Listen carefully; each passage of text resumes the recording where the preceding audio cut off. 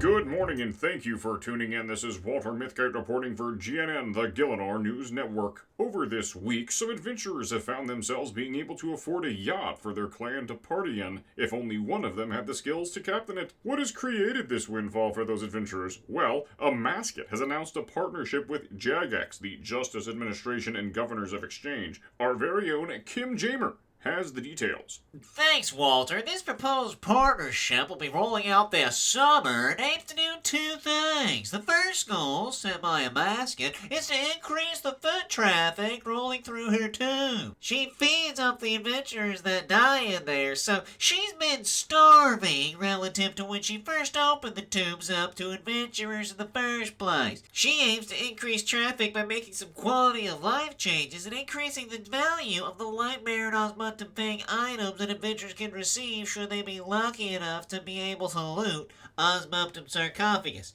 The increased value of these items is brought about in two ways. First, amascut will be making these items more rare, and second, this is the partnership with JAGEX, is coming in the form of using tax revenue to remove Osmotum's Fang and Lightmares from circulation. Amascut so far has a few proposed methods for making the items more rare. First, she could swap the rarity of Osmotum's Fang and the Lightmare with the Eladina's Ward. Her other proposal was reducing the chance to loot the sarcophagus at higher invocations, and the last proposal she shared was reducing the chance to loot the sarcophagus at all invocations. Whatever route she chooses to go, Walter, speculators have already caused the price of the Osmotum's Fang to triple from around 9 million coins to almost 30 million coins. Since its peak, the Fang did drop back down to 22 million coins where it sits as of this broadcast, but there's plenty of time still before these changes are even rolled out. As for the Lightmare, it saw a doubling in price to around 6 million coins and has stabilized, again, as of this broadcast, at around 5.5 million. While I believe that the economy will be better for this change, adventurers that live by the Iron Man rules stopped their self-affirmation routine in front of their mirror in their homes to say how much harder this will make their life. For those unaware, those are the adventurers that do not let themselves trade with other adventurers. Perhaps if they wanted things to be easier, they should partake in the wealth creation that trading enables instead of subjecting themselves to poverty. What I am curious about is how this will impact Missouri armor pieces in the Tunic and Shadow if the rate at which those are removed from circulation is not changed. If more adventurers are doing the raid, and those drops are not changed, then should we expect to see Tunic and Shadow under 1 billion coins? That is a very curious question indeed, Kim. I am sure that the economists at the University of Ardun are trying to forecast the effect that this change will have on those rarer items from the tombs of amascut. Dr. Dinvin Bavert posted on his rune stack that he is worried about JAGEX's removal of more Osmotum's Fangs from the economy. He wrote that if the amascut doesn't make the Fang and Lightbearer rare enough, JAGEX could incur a high opportunity cost in choosing to sink these items that still aren't rare enough in the form of not removing as much gold from the economy. Before we started our broadcast, Kim, you mentioned some other upcoming changes. Can you tell our viewers about those?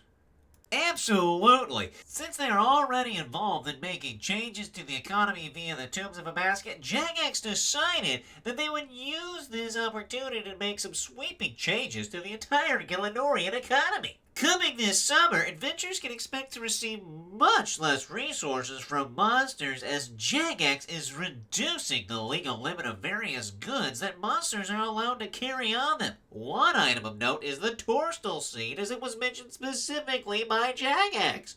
Due to this focus, Torstal Seeds have almost tripled in price. This summer will surely make or break the portfolio of many adventurers. Remember this, folks, you only make a loss if you sell. Or at least you can tell yourself that as you cope and ignore the concept of opportunity cost. Back to you at the desk, Walter.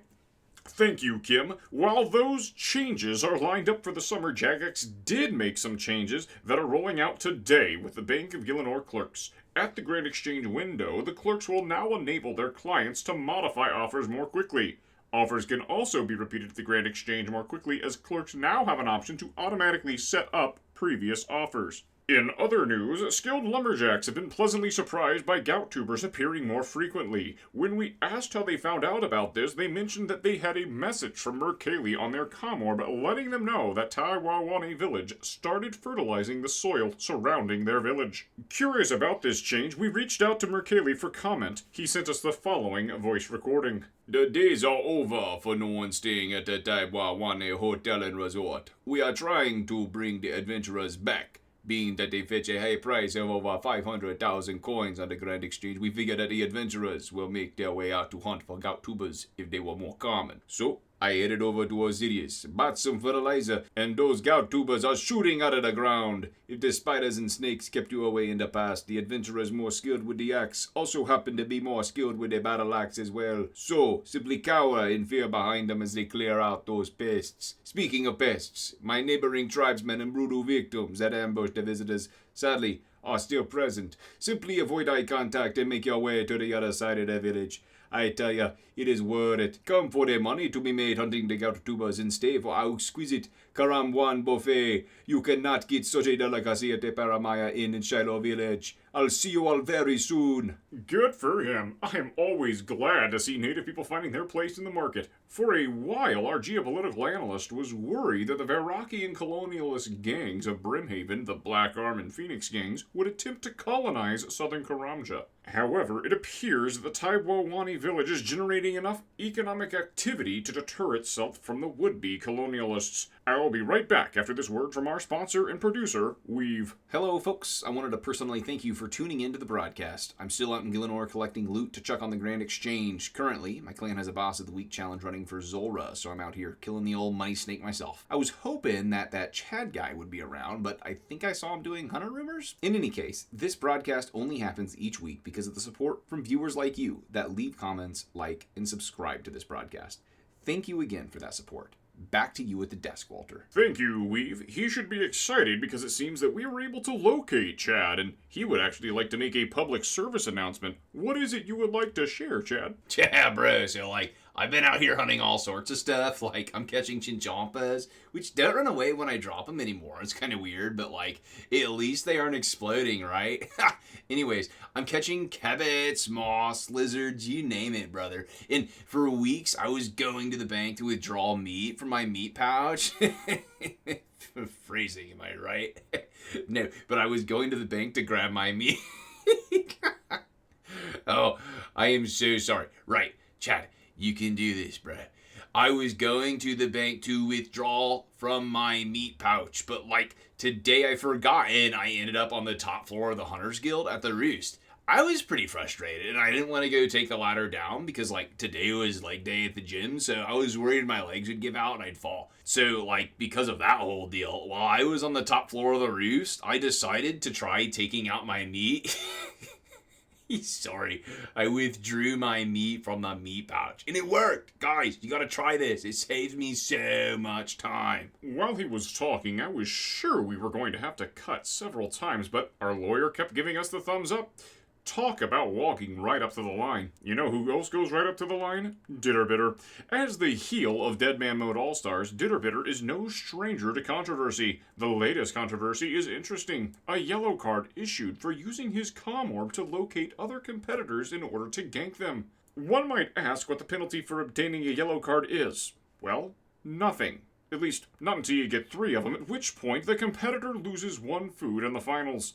Many fans of the show have been upset, calling for his offense to be punished more harshly. Our final bit of news is a curious one. While you make your way around Gielinor, you may be familiar with various adventurers standing still, not doing anything. Typically, these adventurers vanish into a coma after 5 minutes, while there are some reports that there have been instances of adventurers taking up to 25 minutes to disappear into a coma. However, as of this morning, many more adventurers, even the more mobile ones, are now standing still for up to 25 minutes before doing anything.